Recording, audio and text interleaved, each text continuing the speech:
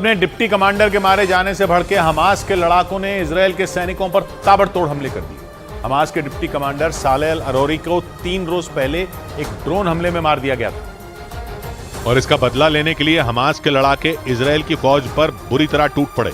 Hamas ने Gaza के अलग अलग इलाकों में घुसे इजरायली सैनिकों को निशाना बनाने का एक वीडियो भी जारी किया और उस वीडियो में हमास के लड़ाके बिल्कुल किसी एक्शन फिल्म की तरह इजरायली सैनिकों को चुन चुन कर ठिकाने लगाते दिखे। वीडियो के शुरुआती हिस्से में हमास का एक लड़ाका लगभग खंडहर हो चुकी एक इमारत की फूटी हुई दीवार के बीच से निकलता दिखाई दिया। उसके पीछे 2 और लड़ाके आए। उनके हाथों में खतरनाक रॉकेट लॉन्चर नजर आए। एक गलियारे से गुजरते हुए तीनों लड़ाके उस इमारत के आगे के 2 कमरों में पहुंचे। वो इमारत की 3री मंजिल पर मौजूद थे। खिड़कियों से बाहर देखने पर सामने वाली सड़क पर 4 इजरायली टैंक नजर आए।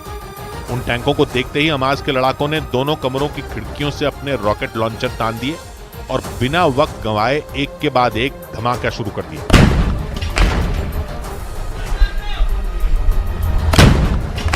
हमले के बाद इजरायल के एक टैंक पर आग का गोला बना नजर आया।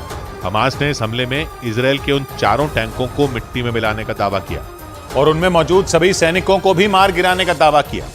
गाजा के रिहायशी इलाकों से इजरायल के सैनिकों को खदेड़ने के लिए हमास के लड़ाके घात लगाकर हमले कर रहे हैं और हमास ने इसी तरह के एक और हमले का वीडियो जारी किया और उस वीडियो में दिखा कि हमास के लड़ाकों ने पहले बम लगाकर धमाका किया, उसके बाद चारों तरफ से जोरदार गोलीबारी शुरू कर दी। तस्वीरों में हमास का एक लड़ाका इमारतों के मलबे से ढकी एक गली में नजर आया। उसने वहां एक मकान के करीब बम फिट किया और इसके बाद वहां से कुछ ही दूरी पर छिप गया।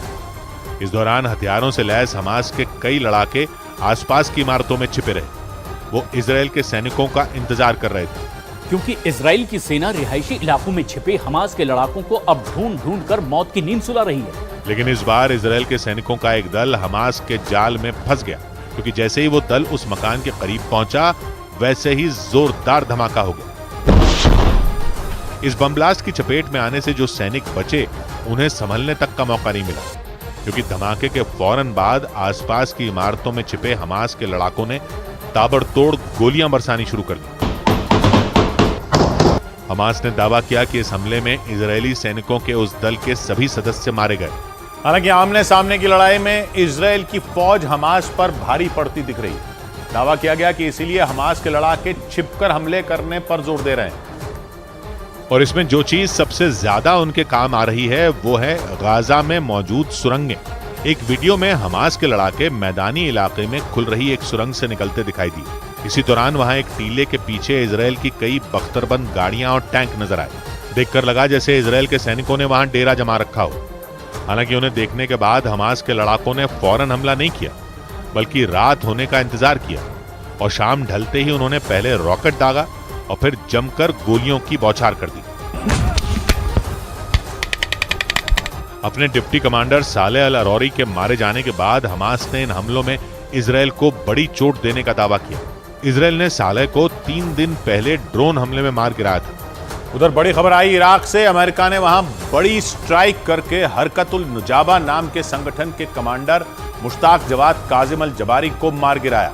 अमेरिका के मुताबिक उसकी सेना के लिए ये एक बड़ी कामयाबी है, क्योंकि अल जबारी को इराक में मौजूद कई अमेरिकी ठिकानों पर हमले का जिम्मेदार माना जाता था। इराक में सक्रिय हरकत अल नुजाबा उन संगठनों में एक है जिसे ईरान का समर्थन है और इसी वजह से इस संगठन के लड़ाकों के निशाने पर इराक में मौजूद अमेरिकी बेस रहते हैं।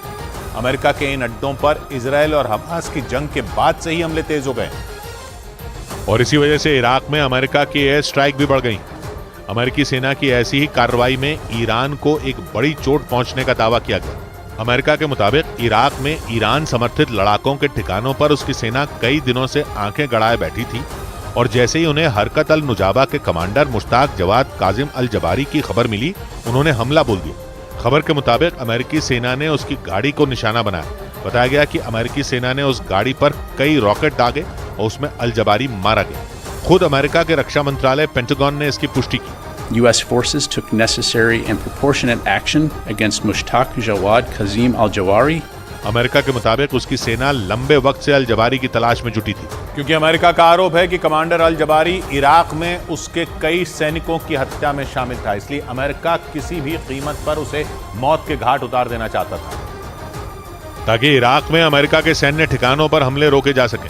दावा किया गया कि ईरान के समर्थन से लड़ रहे अल जबारी ने कई बार इराक में अमेरिका के सैन्य अड्डों को निशाना बनाया और इन्हीं हमलों से भड़के अमेरिका ने वहां एयर स्ट्राइक कर दी। Abu Taqwa was actively involved in planning and carrying out attacks against American personnel. अल जबारी को ढेर करने के लिए अमेरिका घात लगाए बैठा था। जिस वक्त बगदाद में हवाई हमले किए गए, उस वक्त अल जबारी अपने मुख्यालय में दाखिल हो रहा था। अल जबारी हरकत अल नुजाबा ग्रुप का कमांडर था, जो इराक में ईरान के समर्थन से लड़ने वाले लड़ाकों का एक बड़ा संगठन है। हरकत अल नुजाबा ग्रुप को अमेरिका ने साल 2019 में आतंकी संगठन घोषित कर दिया था। हालांकि दावा यह भी है कि हरकत अल नुजाबा संगठन इराक की सेना के नियंत्रण में रहकर ही काम करता है, यानी उसे वहां पूरी तरह इराक की सेना का भी साथ मिला हुआ।